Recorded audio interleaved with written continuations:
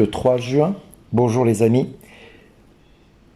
Et le texte de Ben Sirac le sage nous invite à réclamer la sagesse. Je veux rendre grâce et te louer, je bénirai le nom du Seigneur. Parce que cette sagesse, quand j'étais encore jeune, je n'ai pas erré ça et là. Aux yeux de tous, j'ai cherché la sagesse dans la prière. Devant le temple saint, je priais pour la recevoir, et jusqu'au bout de la nuit, je la recherchais.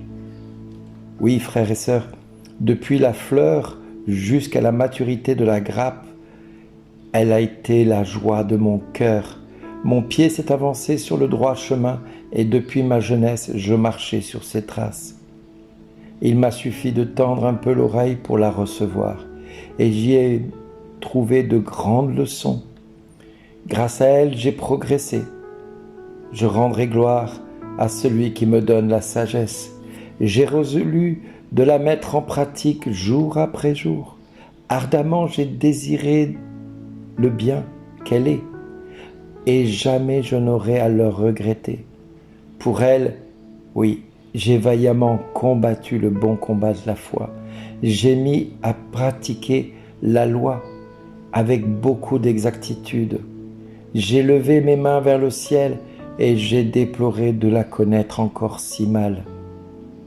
J'ai dirigé mon âme vers elle et c'est dans la pureté que je l'ai trouvée, dans cette vertu qui est la pureté. Avec elle, dès le commencement, j'ai trouvé l'intelligence. C'est pourquoi je ne serai point abandonné de la part du Seigneur. Oui, mes frères et sœurs, que ce soit Ben Sirac le sage ou le psaume 18, et qui nous invite à dire que la loi du Seigneur est parfaite, qui redonne la vie. La charte du Seigneur est sûre, qui rend sages les simples.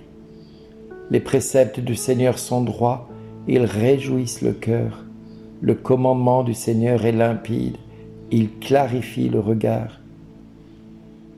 La crainte qu'il inspire est pure, tout comme la sagesse. Elle est là pour toujours.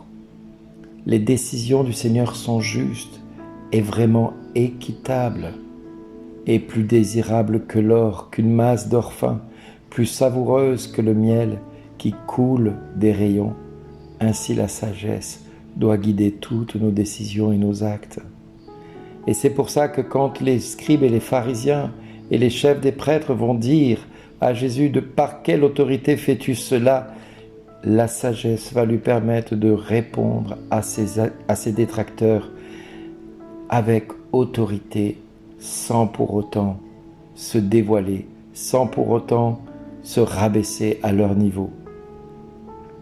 Jésus va leur poser une seule question. Je vous dirai par quelle autorité je fais cela. Mais d'abord, le baptême de Jean, venait-il du ciel ou des hommes? Et là, il pose une autre question. Répondez-moi.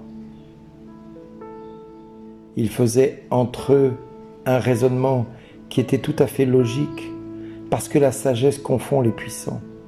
Ces puissants qui sont dans le monde et qui veulent tout régenter. Et ils vont se dire en eux-mêmes, si nous disons du ciel, il va dire, pourquoi n'avez donc vous pas cru en sa parole? Et si nous disons des hommes, et ils avaient peur de la foule, car tout le monde estimait que Jean était réellement un prophète, et de ne pas l'avoir protégé, de l'avoir laissé mourir et être décapité par Hérode. Et ils auraient dû faire face au jugement de la foule. Alors ils se mirent à répondre une réponse bateau, parce que l'homme puissant, quand il est confondu dans sa puissance, il ne sait plus quoi répondre. Nous ne savons pas, répondirent-ils. Et Jésus leur répondra, moi non plus, je ne vous dis pas non par quelle autorité je fais cela. Ainsi, il était dispensé de leur répondre. Frères et sœurs, parfois le monde et ceux qui sont autour de nous posent des questions et nous n'avons pas les réponses. Ou nous craignons que si nous apportons une réponse, cela soit transformé à des fins pas forcément tellement honnêtes. Et l'ennemi va s'en servir des fois contre nous. Alors frères et sœurs, prions le Père de nous donner cette sagesse qui depuis la nuit des temps guide toutes ses décisions et ses actes. Demandons au Seigneur de nous guider dans nos décisions et dans nos pensées, qu'il vienne nous accorder sa sagesse en toutes circonstances, pour que nous puissions découvrir jour après jour la sagesse de Dieu et que nous ayons cette sagesse qui fasse que tous les puissants qui seront contre nous soient confondus dans leur sagesse humaine qui n'est pas compatible avec la sagesse de Dieu. Oui, frères et sœurs, soyons dans l'humilité et crions vers Dieu. Faisons appel à cette sagesse divine qui va prendre notre humanité et la conduire vers un chemin de sainteté. Parce que c'est à travers la sainteté que nous allons pouvoir jour après jour affirmer haut et fort que Christ est Seigneur et qu'il règne à la droite de Dieu le Père. Oui, Père, au nom de Jésus, donne-nous ta sagesse. Père, au nom de Jésus, inspire-nous des paroles de sagesse face à nos détracteurs. Père, au nom de Jésus, face à toutes les épreuves que nous endurons, que ta sagesse guide nos décisions et nos actes, que nous soyons guidés et inspirés par la puissance de ton Saint-Esprit, afin que nous puissions grandir en sainteté jour après jour et que nous puissions voir Dieu agir au quotidien.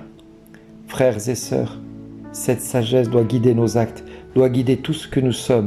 Cette sagesse doit prendre nos vies et les amener jusqu'à la gloire de Dieu.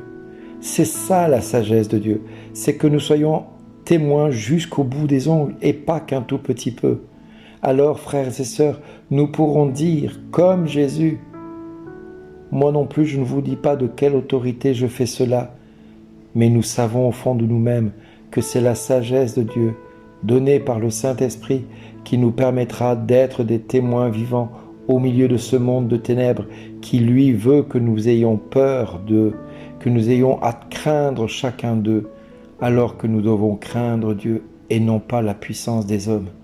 Frères et sœurs, soyons dans l'humilité et crions vers Dieu pour qu'il nous accorde sa sagesse et que nous puissions, jour après jour, dire au monde et à tous ceux qui nous entourent, merci d'exister.